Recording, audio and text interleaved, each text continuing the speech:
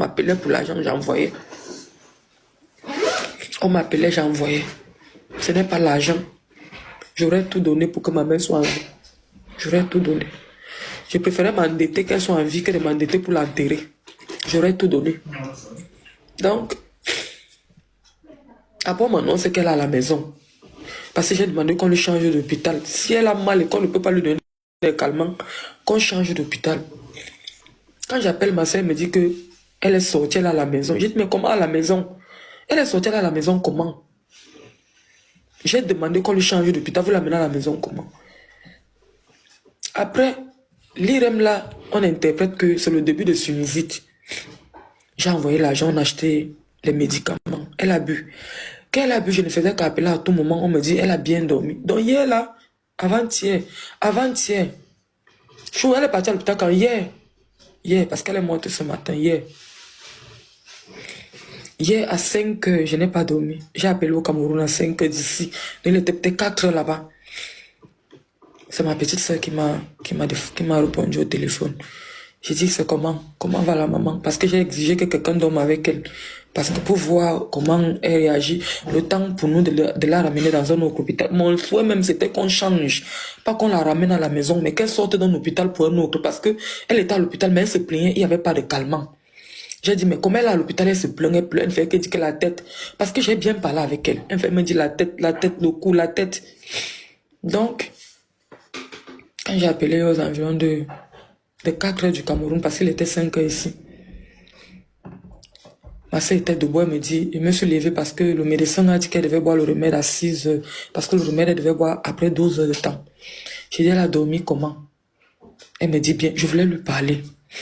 Ma soeur dit qu'elle ne peut pas parler, elle est fatiguée, que quand elle boit le remède, là, ça la fatigue. J'ai dit, ok, quand elle pourra me parler, pardon, fais tout. Tu lui passes le téléphone, je veux savoir comment elle va, je veux quand même l'entendre.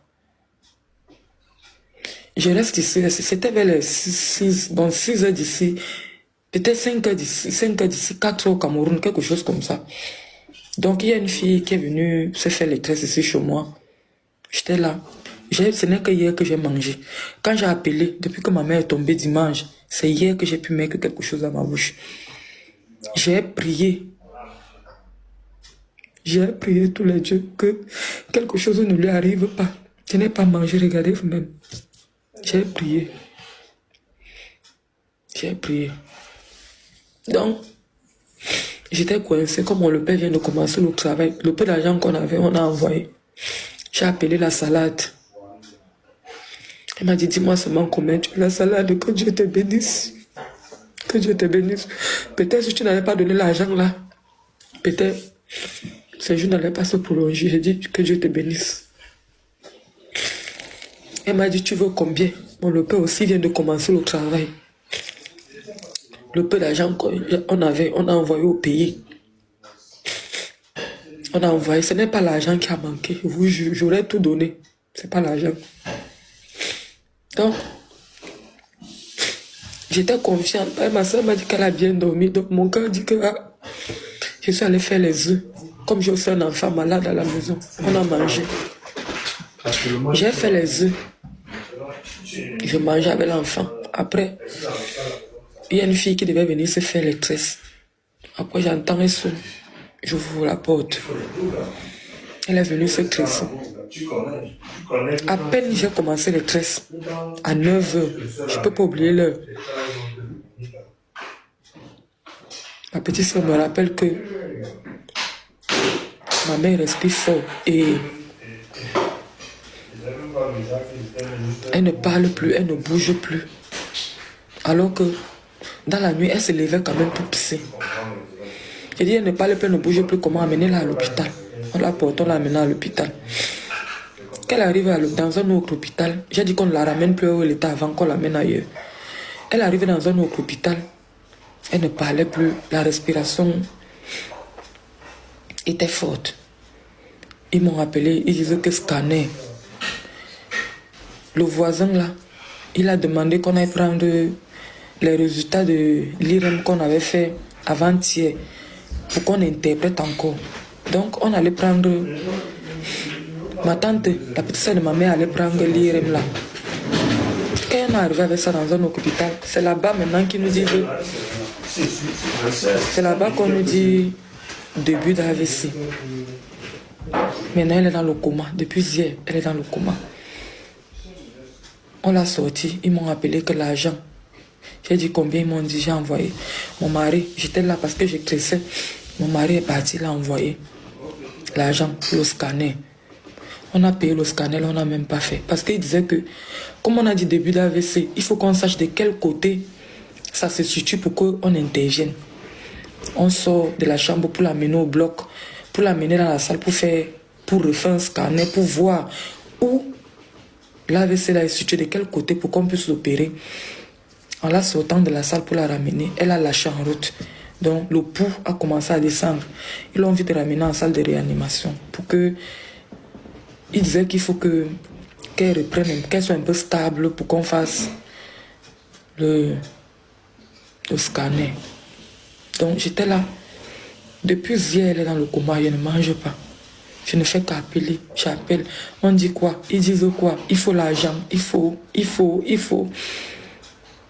Donc je reste ici, j'ai mes amis qui disaient envoie-moi ton compte, je t'envoie quelque chose. Je donnais seulement le numéro du Cameroun, envoyez là-bas.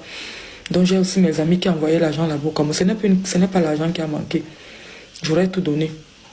Je vous jure. Donc, je n'ai pas dormi. Je ne faisais qu'appeler. Il y a quoi? On ne faisait que me nourrir de faux espoirs. Non, ça va aller. Non, elle vit encore. Non, le cœur bat encore. Quand on me disait ça, j'étais aussi tranquille. Ce matin, j'ai même appelé à quelle heure? Je me suis réveillée à 4 heures. Mon cœur ne donnait pas. J'ai appelé ma soeur, lui demander c'est comment là-bas. À 6 heures d'ici, donc 5 heures de là-bas, elle me dit je vais m'apprêter à aller la voir. Je dis ok, fais-moi signe. Quand elle est arrivée là-bas, pour la voir, en sortant, elle me dit que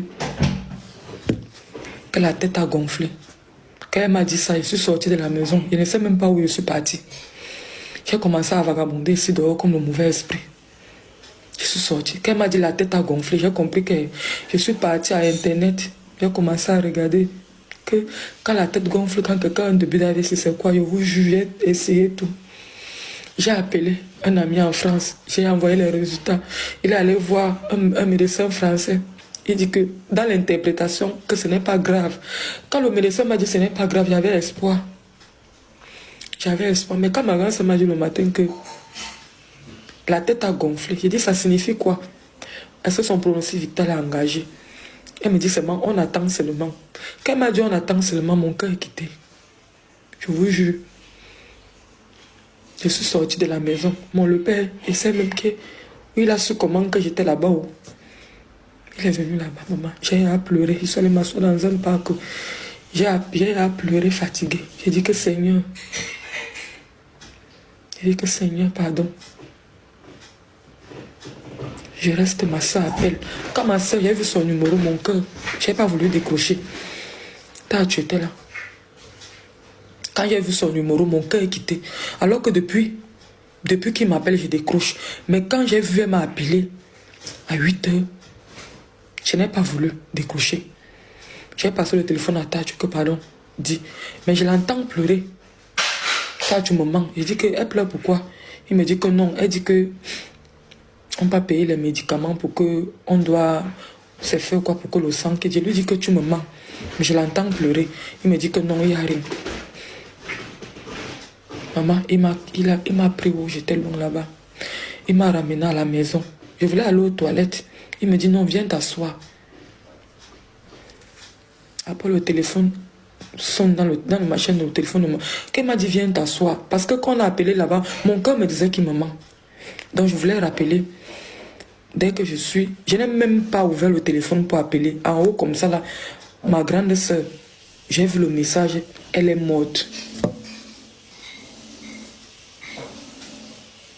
Je me suis écoulée. Oh, j'aurais tout donné. J'aurais tout donné.